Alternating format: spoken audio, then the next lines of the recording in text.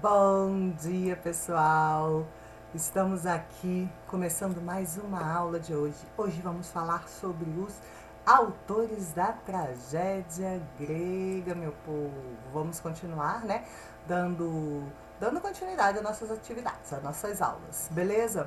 Então, para começar, a gente tinha antigamente o que? O coro trágico, né? Esse coro era composto por mais ou menos 50 coristas que cantavam o ditirambo, que é o quê? São poesias líricas, né, que eram cantadas pelo coro, normalmente contando a história e homenageando o deus Dioniso. Com o tempo, o ditirambo foi adquirindo o corifeu, que seria mais ou menos o chefe do coro, né? E o corifeu foi adquirindo um papel importante, e aí foi se formando mais ou menos a tragédia, ou seja, em vez de todo mundo cantando e contando as histórias ao mesmo tempo, a gente vai ter mais ou menos esse corifeu como um líder conversando com a galera do coro, né?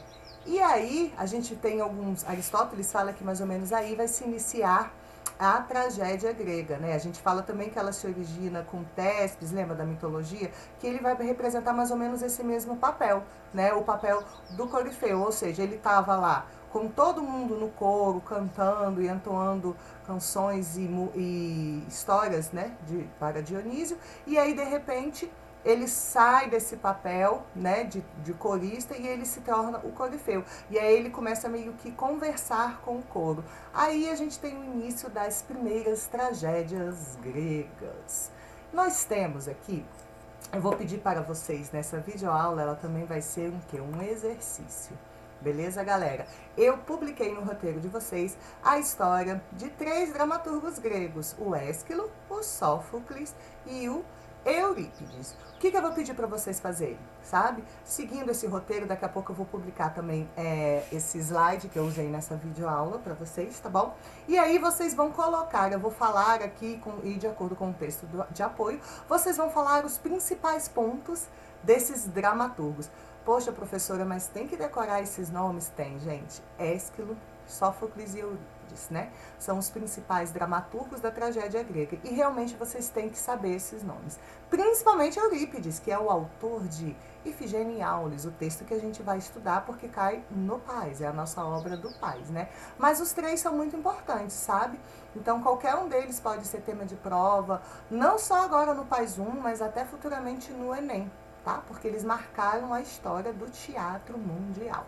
Então vamos começar com Ésquilo, esse carinha aqui, carequinha, né? Ésquilo é considerado um dos primeiros dramaturgos. Por quê, gente? Ele introduz o diálogo aos textos trágicos, né? Então antes a gente tinha mais ou menos o quê? Esse corifeu, que era o chefe do coro, fazendo um papel mais ou menos de protagonista, né? E meio que conversando ali com o coro, mas praticamente fazendo um monólogo. Depois Ésquilo vai introduzir um segundo ator à cena. Então a gente vai começar a ter o quê?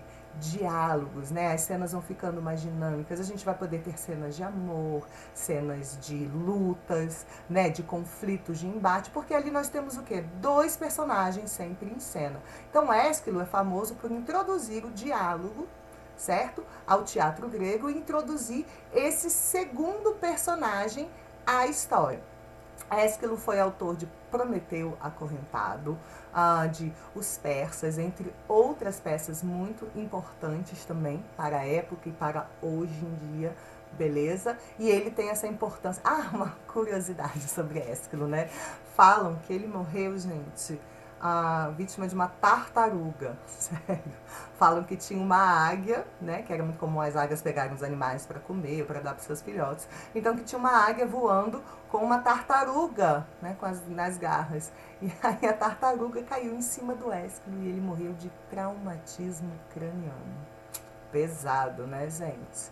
Bom, o segundo dramaturgo trágico grego é Sófocles. Vamos olhar, olha, Sófocles. Bom, Sófocles, para começar, para começo de conversa, ele é autor da trilogia tebana. Lembra a história de Édipo que vocês conhecem? Então, ele é autor de Édipo Rei, Édipo em Colono, né? Depois de Antígona, que foi inclusive temas de Antigos Pais. O Sófocles, gente, ele também era ator. Então, além de dramaturgo, ele era ator. Porque naquela época, para você ser um bom ator, você precisava principalmente de impostação vocal. Lembra que o teatro tinha 13, 15 mil pessoas assistindo, né? É óbvio que tinham todas as técnicas rústicas, acústicas, que eu vou falar para vocês posteriormente, mas mesmo assim, Sófocles, né, e os outros atores, eles precisavam ter uma boa impostação vocal. Então, como ele tinha essa boa impostação vocal, ele também era ator, além de dramaturgo, certo? E também, para a época, ele era considerado um homem muito bonito. Sófocles também trouxe inovações para o teatro. Uma delas foi, ele introduziu o terceiro personagem à cena. Então aí agora a gente vai ter cenas com 3 personagens, que é o máximo dentro do teatro grego, tá bom? Né, do teatro antigo grego, né, dentro das tragédias, o máximo eram 3 personagens por cena e o coro que poderia estar ali também. Né? Então Sófocles vai introduzir esse terceiro personagem, que com certeza vai deixar a peça, deixar o texto muito mais dinâmico. Outra curiosidade também é que Sófocles, ele cria o pano de fundo. Né? Então ele dá uma mexida no cenário. Antigamente, antes de Sófocles, os cenários eram assim, normalmente, se estamos num castelo, então ele vai botar o trono, né, no castelo, vão botar poucas coisas, algumas indumentárias, como a gente costuma chamar, certo? Depois de Sófocles, não, ele realmente cria um pano de fundo. Então você pode ter um pano de fundo, né, representando o castelo, representando a natureza. Outra inovação que esse grande dramaturgo trouxe. E além disso, gente, nunca esquecer que Sófocles é o autor da trilogia tebana, uma das maiores tragédias de todos os tempos. E por último, nós temos Eurípides, esse carinha aqui, galera. Eurípides é autor de Ifigênia em Aulis, que é o texto que cai para vocês no Paz, que é um texto muito legal. Quem quiser ir lendo já pode começar. É óbvio que a gente vai trabalhar da melhor forma possível esse texto, beleza? Eurípides, ele tinha uma fama, vamos assim dizer, ele colocava muitos personagens femininas em seu texto. Então, ele é autor de Ifigênia em Aulis, ele é autor de As Bacantes. Lembra aquela história que eu contei para vocês dos cortejos báquicos de Dionísio, que ele ia nas cidades enlouquecendo as mulheres largavam tudo e seguiam Dionísio? Essas mulheres são as bacantes, né? Aí lembra que eu contei a história de Penteu, que era um rei que não deixou que Dionísio entrasse na sua cidade, e aí Dionísio foi lá, enlouqueceu a mãe de Penteu vai, mata o filho, esquarteja o filho, né? Essa história é adaptada por Eurípides. Eurípides vai contar essa história pra gente, a história das bacantes. Tem outra história que é Electra, que Eurípides conta e que Sófocles também conta, né? Porque essas histórias fazem parte o quê? Da história da mitologia. São histórias baseadas em mitologias e lendas. Então é comum mais de um autor adaptar essas mesmas histórias, né? Então Electra, que é aquela mulher que o pai morre e ela fica culpando a mãe, né, pela morte do pai, etc. e tal.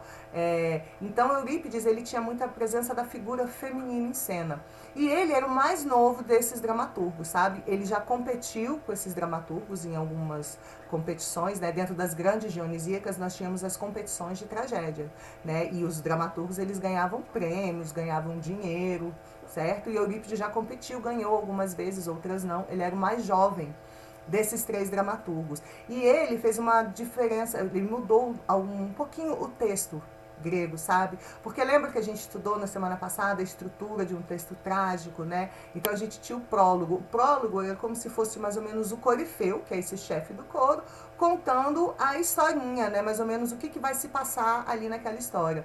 E o que Eurípides faz?